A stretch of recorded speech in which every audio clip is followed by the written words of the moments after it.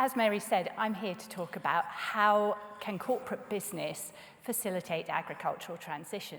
But before we start asking the how, some of you might be thinking, well, why should corporates care? And the simple answer is, it's in their interests. Let me explain. So the purpose of a business is to make money.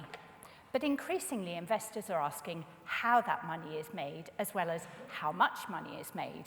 And the reason for that is so that they can be seen not to support businesses with unethical or questionable practices. So businesses are measured on their financial success by financial metrics, things like profit or share price. But equally, investors are now starting to use non-financial metrics to measure the success of business. So these non-financial metrics are things like environmental, social, and governance factors, which together form the ESG acronym, which many of you will be familiar with. So for an investor's point of view, companies that score well on ESG scores tend to be lower risk and more resilient, and therefore are more investable. So within farming and food businesses, the types of factors that we're considering here in terms of ESG factors are things like carbon emissions, animal welfare, or labour exploitation. But for me, the area that I'm personally interested in is about transitioning agriculture to a more environmentally sustainable system. So, as you're all aware, COVID massively impacted all of us who have been trying to do our scholarships over the past couple of years. So I had to change my travel plans just like everybody else did. And rather than travelling around the world, I had to change my plans to centre them all in one country. But actually that turned to be a massive advantage because I was able to do a complete immersion and understand everything about the political, cultural, societal, religious impacts within that country. And the country I chose is the USA. And part of the reason why I chose to travel in the two areas highlighted is because they centre on California and Pennsylvania. And California and Pennsylvania are two of the states with the biggest organic production in the USA. But equally, Pennsylvania in the northeast has access to all the urban consumer markets within that area, and equally, California has the urban markets of the West Coast. So this all kind of married together quite well. So on my travels, I tried to spread my brain as widely as I possibly could by talking to as many different people as possible. So farmers, large and small, but also producers, packers, retailers, farmers markets. I spent time with academics in research centres. I spent time with chefs and policymakers to really try and get under the skin of how corporates can interact and facilitate change. And these are some of the people that I spent time with. And on this slide, it shows some of the conversations that I had and the different topics that we covered. So there were everything from veganism and plant-based foods through to how chefs can change consumer behaviour.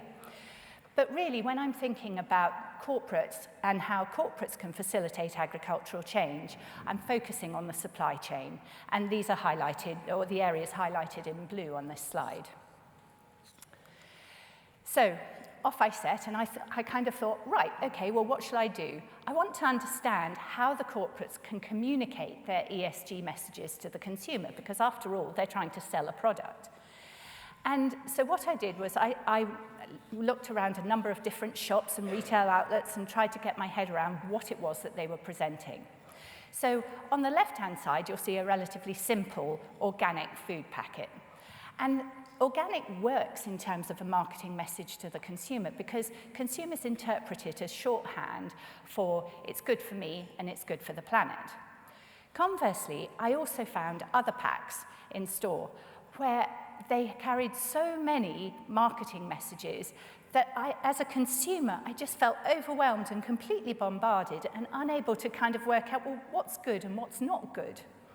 So some of these messages contained 6 or 7 front-of-pack messages to the consumer, and it was just mind-boggling for me. But equally mind-boggling for me was the fact that these were all marketing messages, and they were not underpinned by assurance schemes or certification. And that's okay as long as there's some substance behind it. But equally, because the marketeers had gone to town, there was evidence of perhaps greenwash associated with them. And greenwash is where business give a false impression of a positive image to the public. So the question comes, is it really green? Or is there a better way of doing things? And I suppose the way of avoiding greenwash is certification. So certification, and the biggest certification scheme for ESG really in the US is USDA Organic. But certification isn't right for everybody. It adds cost to the supply chain, it adds time, it's resource hungry, and you've got to question whether it actually delivers a benefit at the end of the day. But this whole thing about to certify or not to certify became a real theme throughout my travels. And I guess one of the biggest questions that people kept on challenging me with was, well, organic versus regenerative. Organic certified, regenerative isn't, or isn't yet. So I really wanted to get my head around this and explore it a little bit further. And a couple of examples of farmers that I spoke to as to how this would affect them and their views were Kyle and Mel from California. Now, Kyle and Mel are a small organic producer, and they absolutely believe in the organic philosophy. But more than that, they actually really believed in certification as well, because it gave them structure and discipline as to what they were doing. Conversely, I spent time with the guys at First Fruit Farm in Pennsylvania, but their motivations were completely different.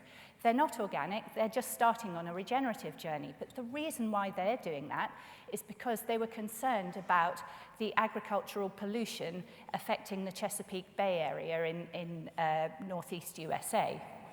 So neither approach is wrong, and everyone has their own opinions as to what's right for them. So actually, when you're thinking about this, it should really be about what the farmer wants and what the farmer's motivations are, rather than what a corporate says as whether it should be regenerative or organic.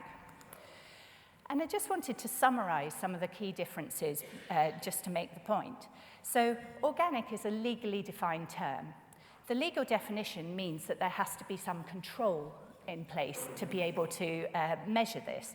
So control of inputs drives certification. Certification drives the market premium associated.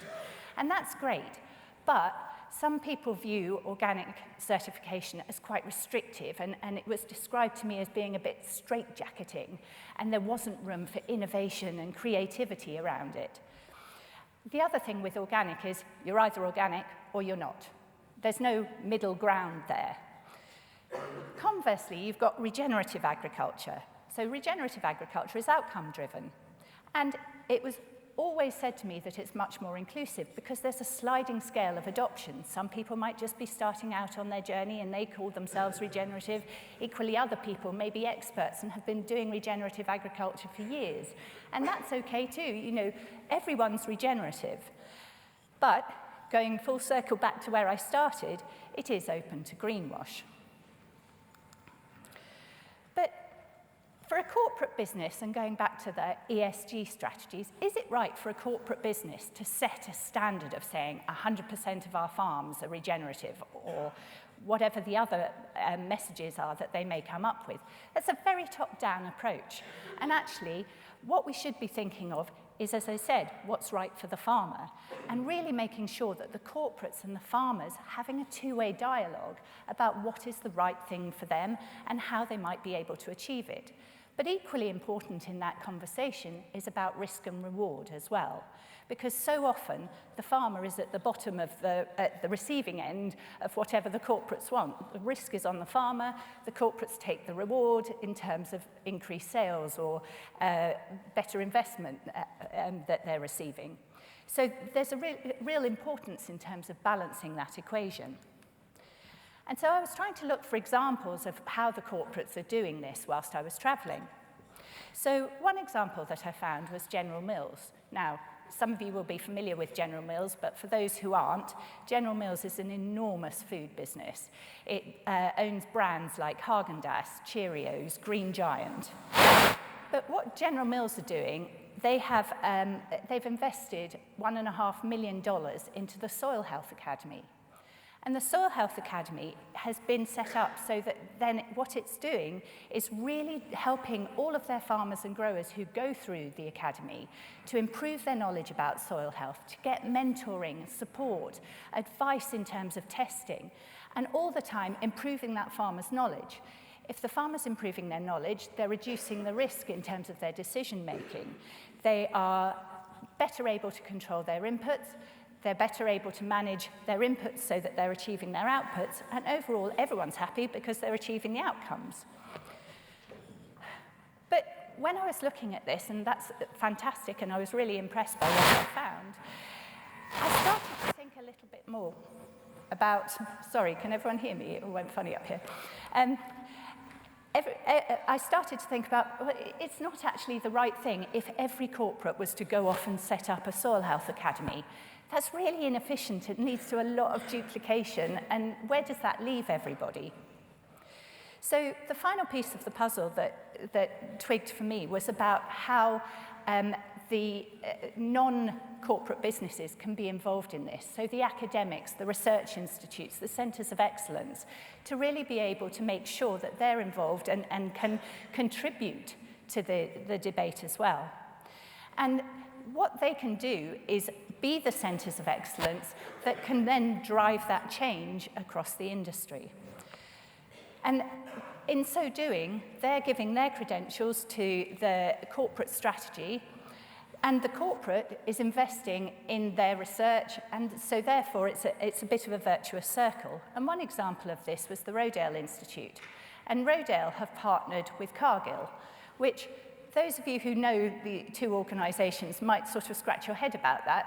Rodale being the home of regenerative organic agriculture and Cargill being a massive food player that perhaps sits at the opposite end of the spectrum. But they've worked together, and it's worked to transition 50,000 acres of farmland in the USA to organic production. And the reason why it's worked is because it was all about having a mission-led project. So that was a really important factor for me whenever I was working through this. So in summary, how can corporate business facilitate agricultural transition? Well, it's all about planning and developing the appropriate ESG strategies, making sure that marketing messages support rather than lead the strategy, that one size doesn't fit all, and that everything that's being done is outcome-driven so that farmers have the choice as to how they are going to achieve that outcome, that risk and reward should be shared, and that partnerships with independents can offer a win-win. I'd just like to finally say an enormous thank you to everyone at Nuffield, everyone in this room who has helped and supported me over the past 3 years, and most importantly, say a massive thank you to the Central Region Farmers Trust, who have been just the best sponsor I could have ever wished for. Thank you.